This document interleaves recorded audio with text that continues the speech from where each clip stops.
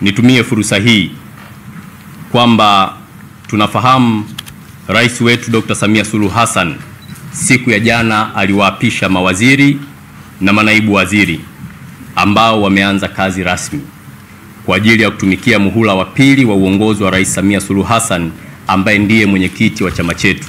Lakini pia nitumie fursa hii kumpongeza Rais wa Zanzibar na mwenyekiti wa Baraza la Mapinduzi Mheshimiwa Dr. Hussein Ali Hassan Mwinyi kwa ushindi mkubwa pale Zanzibar. Lakini tunampongeza makamu wa rais Mheshimiwa Balozi Dr. Emmanuel John Nchimbi na Waziri Mkuu wa Jamhuri ya Muungano wa Tanzania ambaye ni mbunge wa jimbo la Iramba Mheshimiwa Dr. Mwigulu Lameck Nchemba kwa kuweza kuaminiwa na mwenyekiti wa Chama cha Mapinduzi na Rais wa Jamhuri ya Muungano wa Tanzania na hatimaye kuthibitishwa na bunge letu tukufu la Jamhuri ya Muungano wa Tanzania, na pia kula kiapo mbele ya Rais wa Jamhuri ya Muungano wa Tanzania Mheshimiwa Dr. Samia Suluhu Hassan.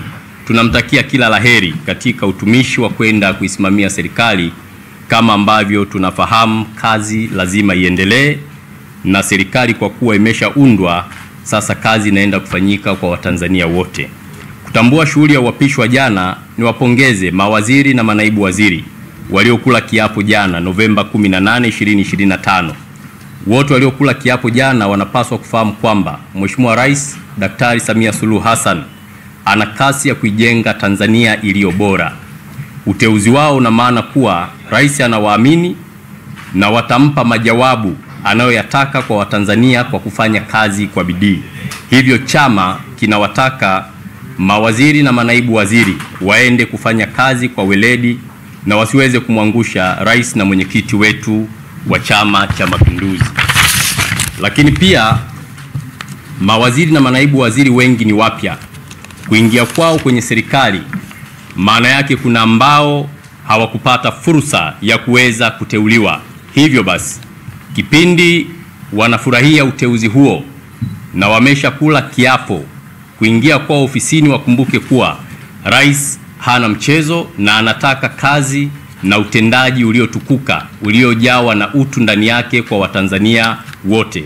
Hivyo Chama cha Mapinduzi hakitasita kuchukua hatua kali kwa kiongozi yoyote mzembe ndani ya serikali ambayo imeundwa na Chama cha Mapinduzi. Hivyo tunawataka wote ambao wameteuliwa wajue wana wajibu wa kwenda kuwatumikia wananchi na sio vinginevyo.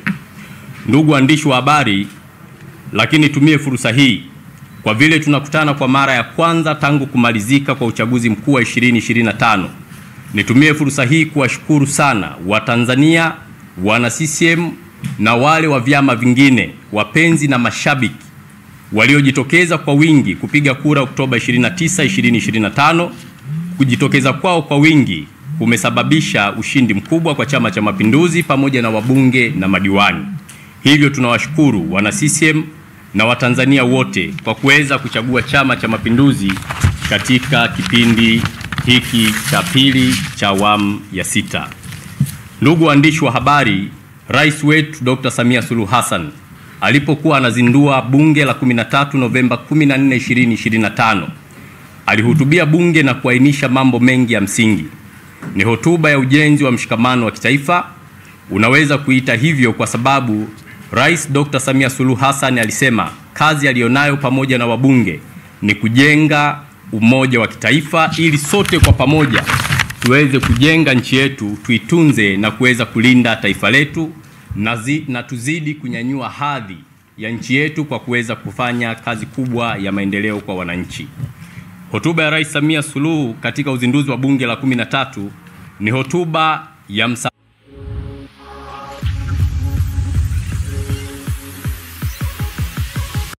vya sheria, hususan ofisi ya mwendesha mashtaka DPP, kuwasamehe vijana waliofanya vurugu Oktoba 29, 2025, siku ya uchaguzi mkuu kwa huruma. Mheshimiwa Rais Samia Suluhu Hassan anaamini kuwa miongoni mwa vijana waliofanya hivyo walifanya kwa kufuata mkumbo. Hivyo kama mama, kama mlezi wa taifa na kiongozi mkuu wa nchi, ameweza kuwa na moyo wa huruma kwa kuweza kuruhusu hilo lifanyike. Ilikuwa ni hotuba ya mzazi na mlezi wa taifa kwa watoto wake. Unaweza kuita hivyo kwa sababu Rais Samia aliwahusia vijana kutambua kwamba yeye na wazazi wenzake kipindi walipokuwa vijana, kama wangefanya kama walivyofanya baadhi ya vijana Oktoba 29, hawa vijana au sisi vijana tusingeikuta Tanzania iliyo bora, yenye amani, umoja, maadili na upendo ambayo tunaishi siku hii ya leo na siku nyingine zinazokuja. Hivyo Mheshimiwa Rais alisisitiza kuheshimiana, kuvumiliana na kuhakikisha tunalinda taifa letu. Lakini hotuba ile ni hotuba ya mustakabali mwema wa nchi yetu. Mheshimiwa Rais ameahidi kuunda tume ya kuchunguza chanzo cha madhila yote ya ghasia za Oktoba 29. Ameahidi kuanzisha mchakato wa katiba mpya ndani ya siku 100 za kwanza tangu atakapokuwa ameingia ofisini. Ilikuwa ni hotuba ya maendeleo na matokeo ya kasi kubwa ambayo itakwenda kutekelezwa kuanzia ngazi ya mitaa, vijiji, vitongoji, wilaya pamoja na mikoa na taifa kwa ujumla. Hivyo ndani ya siku 11 tangu alipokula kiapo, ajira 12,000 zilikuwa zimeshakwisha tangazwa. Ajira 7,000 ni za walimu na 5,000 ni kwa ajili ya wahudumu wa afya. Hivyo mnaweza mkaona kwa ndani ya siku 100 ambazo kiongozi mkuu wa nchi alitoa ahadi anakwenda kufanyia kazi, yapo ambayo yameshaanza kutekelezwa mpaka hivi sasa ya serikali yao.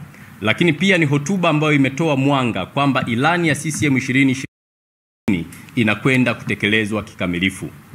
Ndugu wanahabari, pamoja na kutambua kasi hiyo utekelezaji wa ilani ya Chama cha Mapinduzi, vile vile ahadi za mgombea wetu wa urais kipindi kilichopita ambaye ndiye rais wetu kwa sasa, Mheshimiwa Dr. Samia Suluhu Hassan, leo nawatangazia rasmi kuwa wajibu wetu kama Chama cha Mapinduzi ni kwenda kuisimamia serikali na sio serikali kwenda kukisimamia chama. Chama ambacho kimetafuta kura, chama ambacho kimeunda serikali, sasa tunakwenda kuisimamia serikali kikamilifu.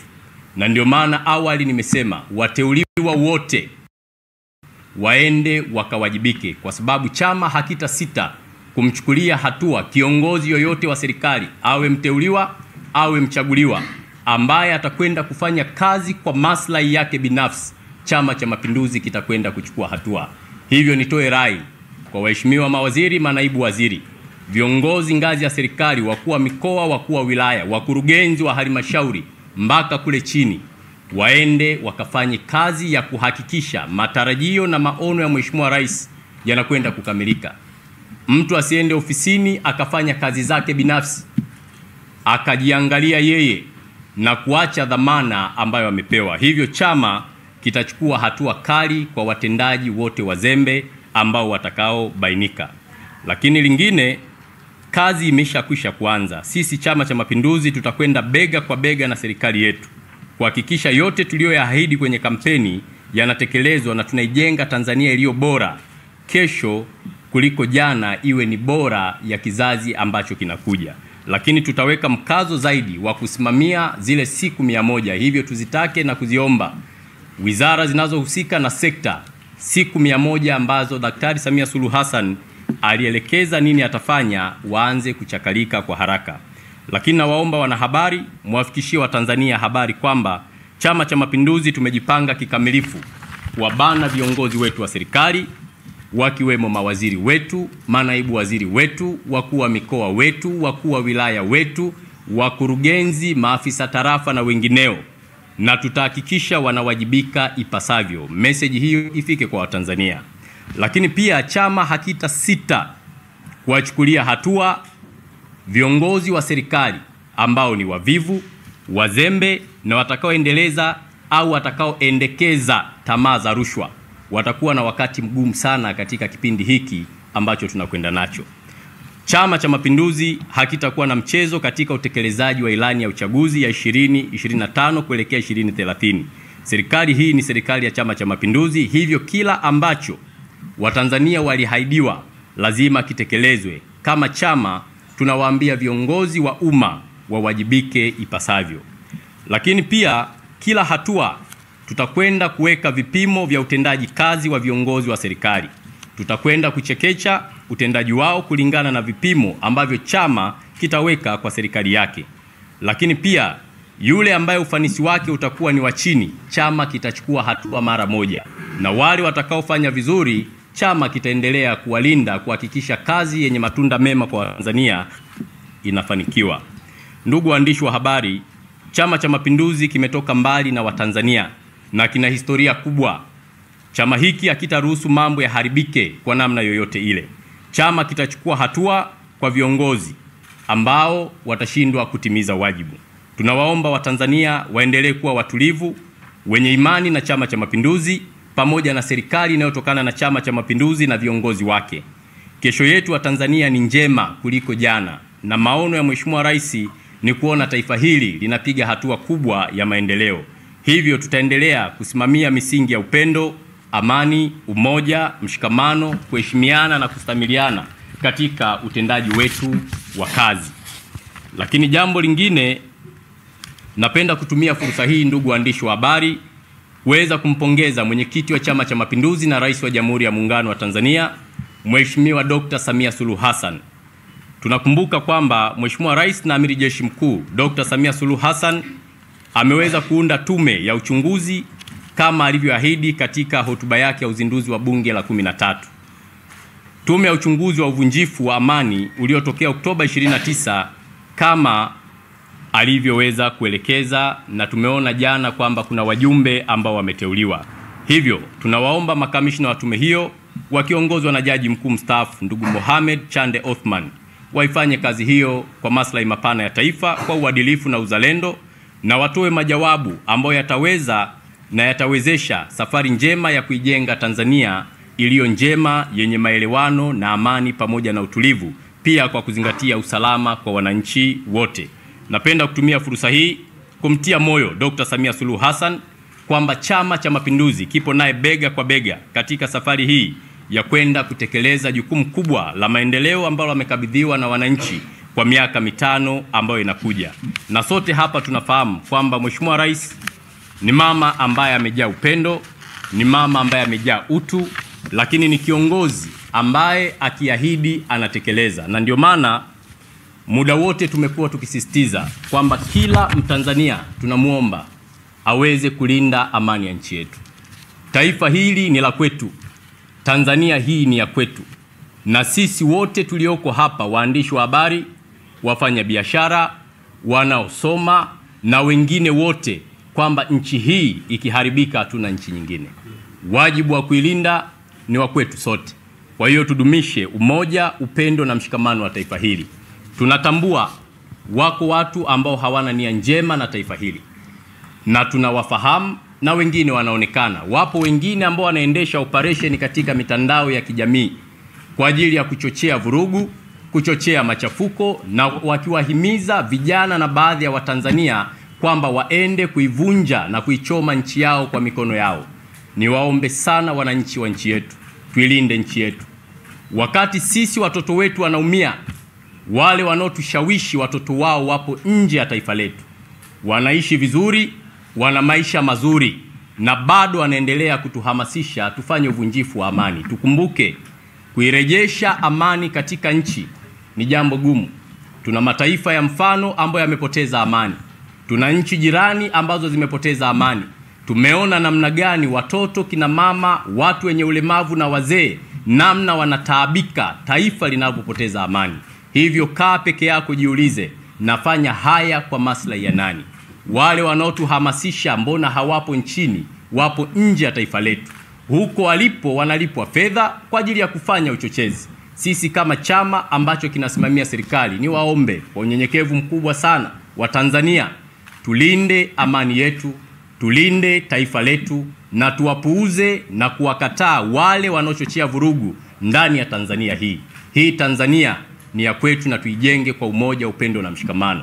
Lakini pia katika kumalizia, ni washukuru sana waandishi wa habari wote kwa namna ambavyo mnahabarisha umma katika matukio mbalimbali, namna ambavyo mnatoa taarifa ambazo zina weledi, na pia tuombe wale wachache ambao wanafanya kutoa taarifa zisizo nzuri sana, ambazo wewe mwenyewe unaona zinaenda kubomoa nchi yako, basi tuangalie namna bora ya kuelimisha Watanzania wetu, ili taifa hili sisi wa leo na vizazi vinavyokuja waweze kuikuta nchi yetu ikiwa salama. Lakini jambo la mwisho, ni mshukuru Mwenyezi Mungu na niwashukuru Watanzania wote kwa namna ambavyo utulivu unaendelea kwa sasa ndani ya taifa letu, na huu ndiyo Utanzania. Na kwa kumaliza kabisa, nimesema chama sasa kinakwenda kusimamia serikali kikamilifu. Serikali haitakisimamia chama. Hivyo ni waombe viongozi waliopata fursa ya kuingia ndani ya serikali wajue chama kitawafuatilia kila hatua ili huduma bora na njema kwa wananchi ziweze kukamilika. Baada ya kusema maneno hayo, niwashukuru sana, niwatakieni mambo mema na niwaombee baraka kwa Mwenyezi Mungu aweze kuwalinda na kuwasaidia katika kila hatua ambayo iko mbele yenu na iko mbele yetu.